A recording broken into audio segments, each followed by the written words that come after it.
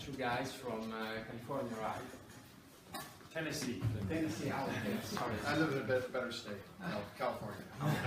Tennessee's a little better. Okay, so I guess you have a long history as an entrepreneur, right? But now we are launching a startup, right? And you are experimenting with an ICO, right? How many of you know what's an ICO? Okay, right. So shall I give you the floor? Sure. And Thank you. tell us everything. Does everybody speak English? Yeah. I was getting a little worried. I was going to talk to our communications person because she told me it was Chinese. So that was a bad joke. Okay.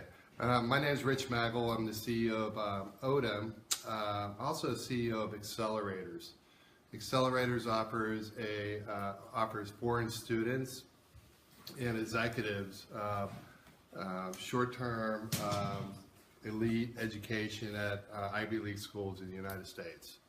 So we've done this over 6 years, and we've been quite successful.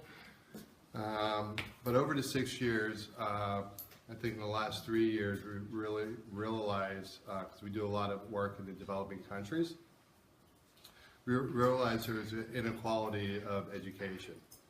So what I mean by that is that, well, let me just ask. I mean, how many here finished high school? Finished high school, right? And how many here finished college? Wow, that's great. Me too. And the reason why I asked that, I've been obviously doing a lot of research. I'm in the education business, and the big thing is that only 6% of the world population gets to be lucky like us, and which is great. I mean, I think the fact that we're all here, sitting here, and we've worked hard, and we educated ourselves. We have a lot to offer. And I was, in the last month, I had been traveling, God, I think between me and Bill, we've been traveling, some other team members, about 19 countries, talking about education. And I sit in rooms like this, some small, some big, but the blockchain industry is really interesting because we're all working to, teach each other how to, everything we need to learn about, the blockchain, the decentralized, ledger, the decentralized network. And everything I heard today, even though it was in Italian, I understood it. Everything I learned in the last month, it was amazing because it's a foundation, what we're trying to do. I mean, one thing is we're trying to teach each other. I mean, that's just kind of like life. We teach our kids, we teach our friends, our teachers teach us, we go out and teach our employees. So, but what the problem is how do we tackle and allow more people to get education? Everybody knows Jack Ma, Alibaba, right? He was just up in the World Economic Forum in Geneva. I don't know if anybody's seen that video, but he was saying that education is it's the biggest challenge in the world right now. He said by 2030, we could lose up to 800 million jobs. 800 million jobs with robotics, AI taking over. So I'm just thinking about the numbers between 6% of people who are, educated, and then the other who, don't have that chance. And it's going to even dig deeper.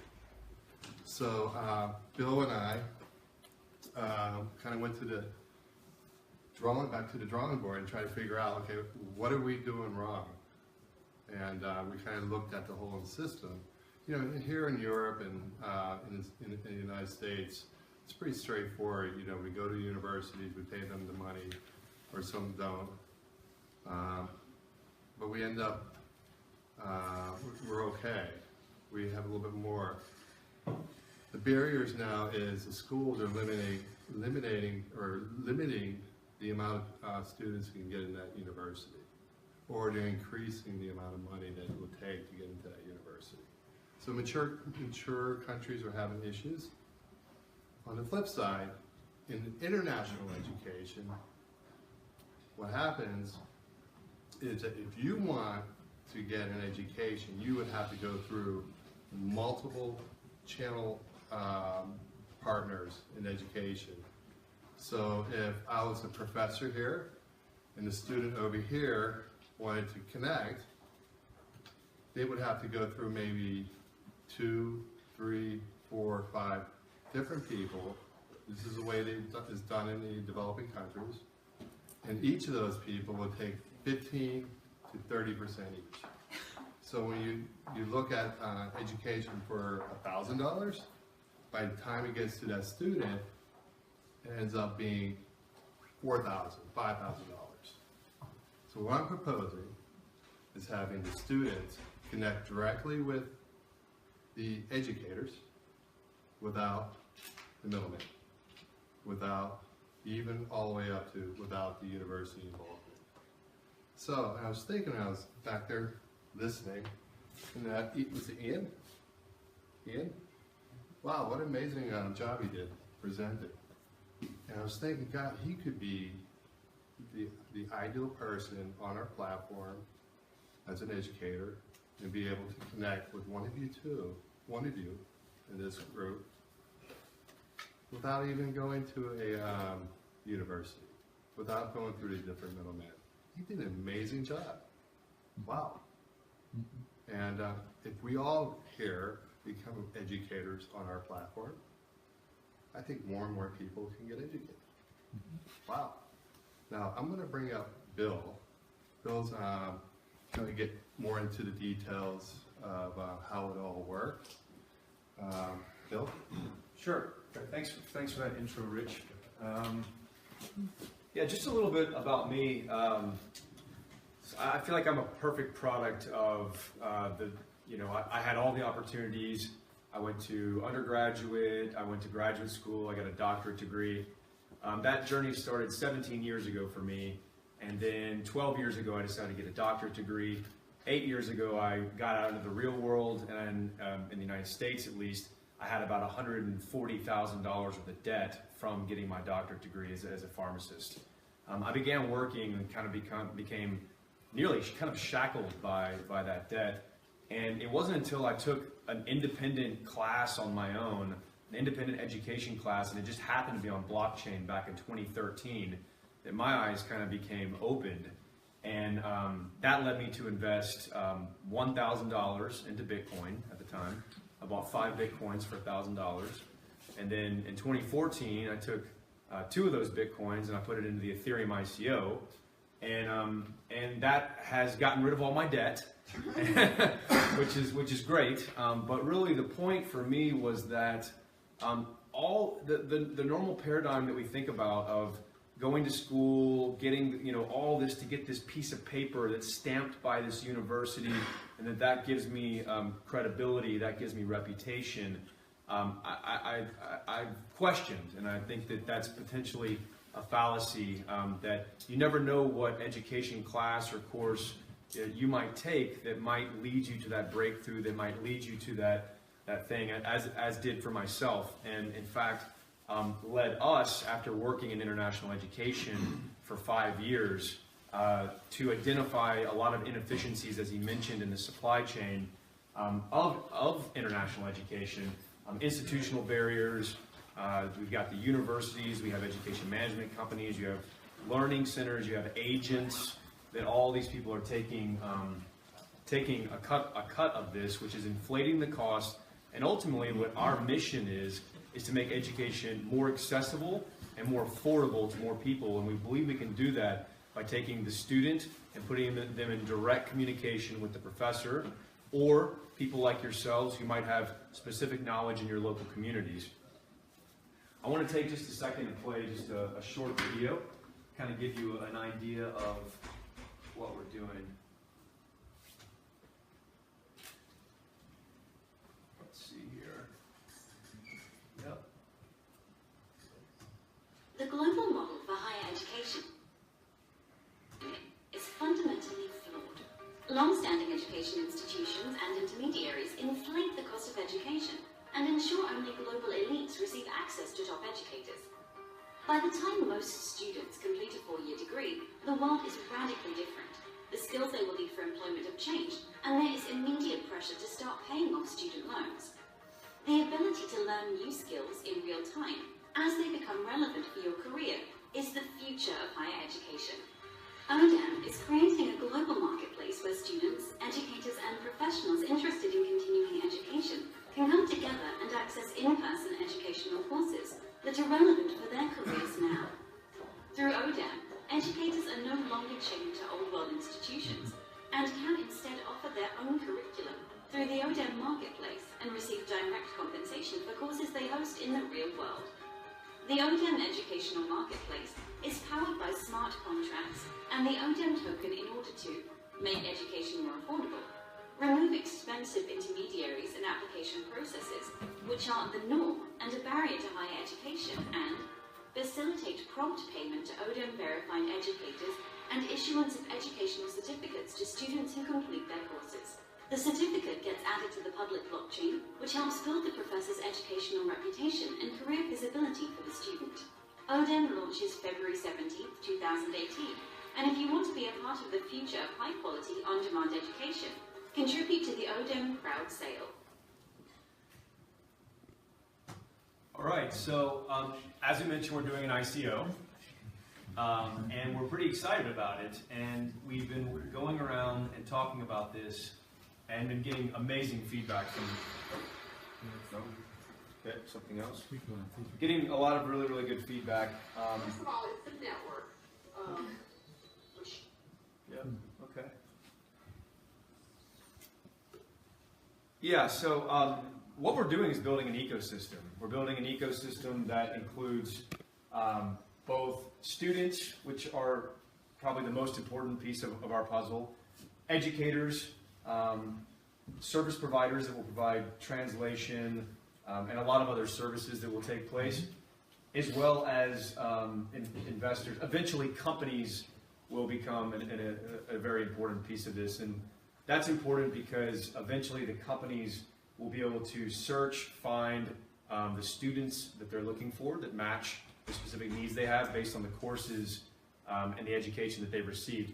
See, an important part of this, I think that a lot of times people will say, why blockchain? You know, why a token for this specific thing? And in the past, what was happening is all these different intermediaries exist for a reason. They have been providing trust in the system at the different levels. The student trusts that that the university is going to get the professor for them. They trust that the education management company is going to connect them to the right professor, and that if they pay them, they're going to get what they need. So trust is an important piece of this, and that's one of the things that blockchain does in this is it provides verification both on the student side and the educator side of all the participants in the marketplace. Additionally, we do have, well actually I want to move first to this. The second part is actual, I don't know if we mentioned this, but it's live education events. We're actually not talking about online education in our model. We're talking about in-person live events because we believe that learning takes place best in conversation and dialogue and discussion, exchange of ideas. That takes a lot of coordination, a lot of complex coordination from different parties. So you have multi-payer and you actually have multi-payee inputs on both sides. And the blockchain, it turns out, it does a really good job through smart contracts of taking all those inputs, matching them together, and then distributing money, payment, and data between all of that information, between all of those parties. So we have, within the ODEM system, a education program generator that will help both the students match with educators to deliver in-person, meaningful live discussion. And of course, payment is a very important portion of this. Low cost, frictionless, can pay in any currency, anywhere. Our system in particular, we're looking at using the Stellar network. I'm not sure if anybody is familiar with Stellar. It's essentially a clone of Ripple with a couple of different upgrades, but it allows essentially settlements can take place in all sorts of different currencies and different payments, frictionless, low cost, the exact payments between students and professors. I'm not sure about, I'd have to probably get my CTO to get like very, very technical. I think you're a CTO, right? Yeah. Okay, so maybe that's a great question, and what I can do is write it down and then have him get you a specific answer, like maybe a little bit more, a little bit more specific. The integration of Stellar with the Ethereum blockchain is really your question, right? No, I think if you decide to switch to Stellar, it will be a switch on off. It's not an integration, I guess. I don't know.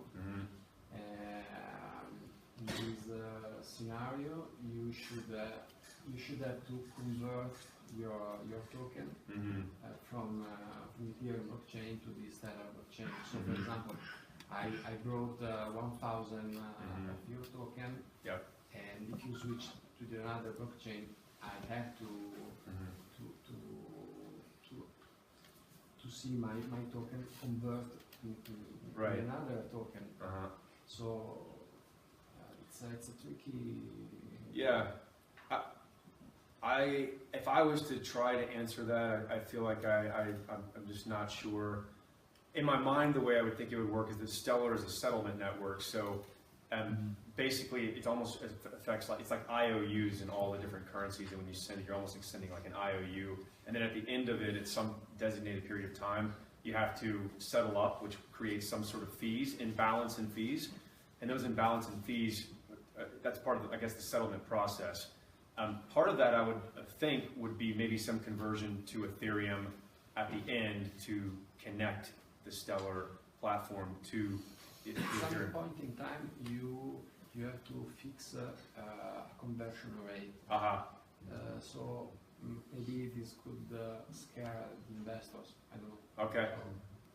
I know that this was our CTO and our guy who's been doing our token economics. Like that's what they wanted to do. So they better have an answer for they should have an answer for this for sure. What is your cap? The hard cap for the total ICO is 12 million, and we had 3 million. So yeah, to get into this, we had 40. We sold the pre-ICO in like one day, about 6 weeks ago. That was 3 million euros, and then our main crowd sales in a little over a week, and that's 9 million euros. There's a lockup for the pre-sale? There is not a lockup for. You're saying for the pre-sale investors? No. There's not a lockup for them. There's a lockup for the team of 1 year. So the breakout, the breakout of team advisors and whatnot is for 1 year, and then the other is pretty much open. You can see. So yeah, I'm trying to think if there's anything else. He had asked us to speak just a little bit about the ICO and the process in general. We started this about 6 months. Well, we've been in business with international education for 5 years now. We started contemplating this about a year ago. We really full steam ahead 6 months ago. Started going into this. In our specific case, I had been trading for a year or so cryptocurrency, so I was familiar in the space, but I had never done an ICO before.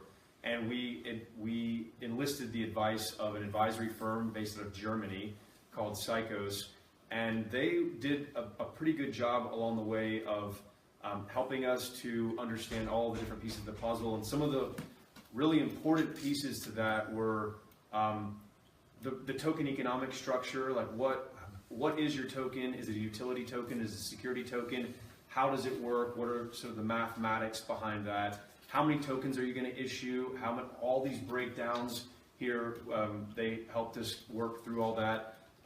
Incorporation was something, so we are actually a company. This company is based in Switzerland, and even though myself and Richard are the owners of this company, as U.S. citizens, there's a lot of issues right now with the Security and Exchange Commission in the United States, who have really been probably the most aggressive in. I think the world tends to sort of look at what they do, and there's been trepidation, and the long story short for us is because there hasn't been clarity on what the rule is. There is more clarity in Switzerland around utility tokens and the taxes and how you pay for it, and so we decided we needed clarity for ourselves and for our business, and we based the company in Switzerland maybe about 3 months ago, and then finding pre-sale investors, that was important. Yeah, did you have a question? Just a rapid question on this. But do you open a company in Switzerland without residence in Switzerland? No, you have to be a resident. Yeah. You have to have one resident within your company. At least one. Yeah, one. It has to be one resident. Okay. And one citizen as well. Yeah, the citizen, Yeah. not a resident. How many people here are, sorry. Well, let me just, I'll get to the end and we can take questions. The only last thing I was going to say is we mentioned 5 years of business already. We identified all these challenges with all these different middlemen. And basically the solution we've developed has been a solution for our own business. So it's not like, we're not talking about going from 0 to 1, to trying to figure this out. We already have an existing business, and we're going to be migrating all of our initial professors. Right now we have around 300 professors in the United States that work at top universities like Harvard and MIT and Stanford, and we had last year around 3,000 students. So our initial focus is actually migrating all of that existing business onto this platform to begin generating real revenue and a real business model around a blockchain application that we believe will make education more accessible and more affordable to more people. So we're pretty excited about it. We have a rock star team. I can go on and on. We have big team, and I don't know. We're really excited to be here and share this with everyone. If anybody has any questions. Well, I have one question. Yeah. Just for the crowd. How many people are starting ICOs here? Yourself? Yeah. Starting or doing an ICO? Or doing a project? Handle it. What's that? Handle it for other participants. Are you handling like advisors? Yeah. Yeah. Okay. Yeah. You two toes? They're going to Start start on. an ICO. Yeah. Maybe September would be. Yeah, well, I thought I could give you one advice, or anybody who wants to get into this ICO, is find really good people, find really good advisors, and look for the people that really care about the project. Go for, we use KPMG, there's Deloitte that's really good, there's, we use Psychos, who's a really good advisory group. You cannot go alone and do this yourself. This is something that you really, really need to be careful, because it's a moving target. Things change daily, and and we all know that this industry can have some bad actors in it. So it really makes new people coming into the market really have to do the things the right way, and that's good. But it can be costly, but it's good because ultimately that'll help your business. I would add too, it's painful almost to do things the right way, and I would throw it in there as like this. We've been going through this process with KYC, which is taking funds from people. Know your customer. In the past, people would just throw up an Ethereum address and just say send it all in there, which is great, and that people raised a lot of money. But now a lot of those guys are sitting on mounds of Ethereum, and they actually have nothing they can do. They're having to wash it, illegally, effectively, because banks won't take it. They can't get their tokens listed on exchanges. So know your customer is doing that right, and it's a pain to take documents from people and make them upload and do all that stuff. We've been going through it ourselves, but we were just hammered over and over from our firm and our team that you have to do it. And if we could do it over again, we would have gotten a lot more advice on you know, outsource that to some company that's done it, that's proven, that has a track record of success. I mean, Wherever you do things right, the more and more people will adopt to this whole new industry. yeah. The more people, will get more involved with it. So So that's, yeah, we're doing everything right and legitimate, and I mean,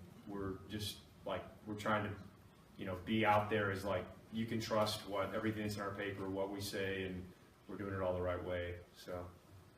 Yeah, I think there was a question, did you have a question? There was a couple of Yeah. questions, sure.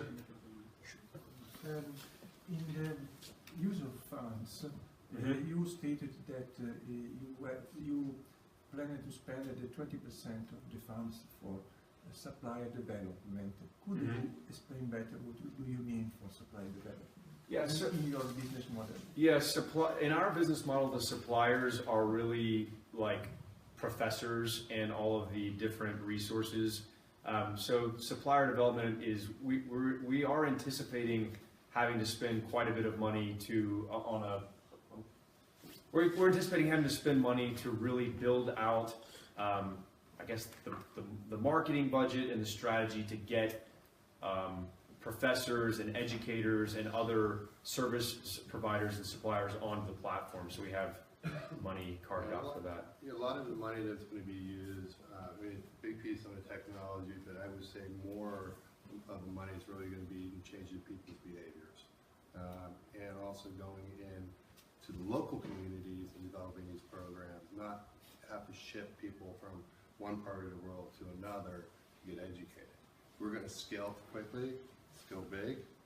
We're going to have to really use our resources and develop those relationships in different countries. Thanks. And that's going and getting more resources. What the competitor? Because now it's coming academy, and the world is nice, Yeah. right? Yeah, There are already there's been quite a few online competitors coming out recently. There's one that raised, I believe, 30 million bit degree, and there's another one that's just now coming out. It's called live.edu. Everything that really we're seeing right now that's coming out is online, is online education. I mean, I guess biggest thing that we're really focused on is facilitating in-person events and education, like almost like this, you know. So this is kind of more. This is more the focus is in-person education. I mean, Can I follow up? Sure. Just real quick. So a lot of our research, just from our experience, and probably everyone here probably taken a course online. We all know that, I think the actual numbers are for MOOCs, there are 10% of people actually complete, 5% online training complete their programs. Corporations know this, and they don't go and hire skilled people online. They actually go to the universities or the private colleges, the training schools, and look for those people. Those people are going in the classroom for that high interactive experience where they're communicating with the educators, communicating with their peers, creating their social development, and those are the things that online training can't do. Online training is valid for sure. It definitely reinforces what people learn in the classroom, and also it's really good when corporation or existing experts just need to requalify. They can go online and take a test. Those are the kind of things that online training is. So I think for us, the differentiators that we're offering this in the classroom, and we're not really offering it. What we're doing is we're connecting the professor and the student, and all that's going to happen on the platform in the classroom that the professor's choosing. Yes. I really like the idea of the project from Seba. Something's not clear to me. Why you decided to have an ICO when you can have proper crowdfunding? Because actually using the token you explained before is something that it's not necessary in your platform to buy a course. So you said, I want to use the blockchain. Of course, okay, it's nice. I think it's very useful. But it doesn't mean that you have to create your own token. So what's the main reason of it? Well, I mean, the token is important, really. Token and the ICO, because they're both like something that's more like very necessary. Correct? I'm just trying to follow you. You said before that you can pay Ethereum or in euros, in dollar, wherever you want. And you said that you want to use the blockchain to manage and control the value there and the feedback from students. So, what's the point of the ICO and the token in this project, in this idea? The ICO is kind of separate, I guess, if that makes sense. I mean, the ICO is necessary to fund and build this platform. So, I mean, we are in effect, you know, using a different means of funding besides traditional VC or whatnot. So, what's the reason why? I mean, you could knock the door to a big capital venture or corporate farming on the stuff, and you go wherever. I mean, it's probably, and probably some startups, some really small companies are ready to do proper farming. There's complicated. yeah, I mean, listen, there's a lot of different reasons why, okay? You know, when you take a program like this, or you take a vision like this to a venture capital company, it'd be 1 in 100 chance that you can get your business plan on their desk. Okay, right? And then, you know, what we liked about the blockchain, okay, is that, let me just ask you a question. Do you think that the, you know, a centralized company can come in and squash us? Do you think that a government can come in and shut us down? Right? And what I love about this blockchain and this currency is that, you know, once it's built, it actually can go and live on its own without us. It's really about the community driven. You know, that's a great thing about blockchain. And the value is really, you know, transferring, the coin is transferring the value from the student all the way through to all the different players on the ecosystem, which is great. And it's its own currency, and they have more control in that currency. More control, you know, it's not dependent on, you know, other people's money. I mean, decentralized banking. We might not have gotten in depth as well. Just one more piece is that professors can get tokens based on their reputation as well. So it's a reward and incentive system as well. That we talked to a lot of professors, we talked to a lot of students, and they said they wanted this, that they would like this. You know, this is something that would benefit them. It sort of it incentivizes and rewards all the different marketplace participants to engage in the platform, use it, and grow it. You know, and ultimately that's what we want. The more it grows, the more everyone benefits within it. There'll be more professors, there'll be more students, there'll be more courses. All the people that have tokens that have accumulated them through that, the value will go up for everyone. So it's kind of it's a win-win. Is really the way we saw it. So I had one. Yeah. Yep. Yeah, you said that you avoid to involve university and their structure, the entire structure in this process, but and you want to make a face-to-face contact between the student and the professor. But how? But I mean, there is always necessary allocation, a place to, and how do you find a place for the meeting? Believe it or not, universities are really good about allowing you to rent their places. Yeah. Okay. As long as you don't use their brands to profit, universities are very open to the community. I mean, it's for their kind of like their corporate responsibility. They do want to open up their doors. Okay. You can use workspaces. There's plenty of high schools out there. And when you get past the Ivy League towers, there's a lot of universities who are struggling financially. So they're looking for, you know, people to come in and rent their spaces. Well, we've been renting space for 5 years at universities all over the United States, and in fact,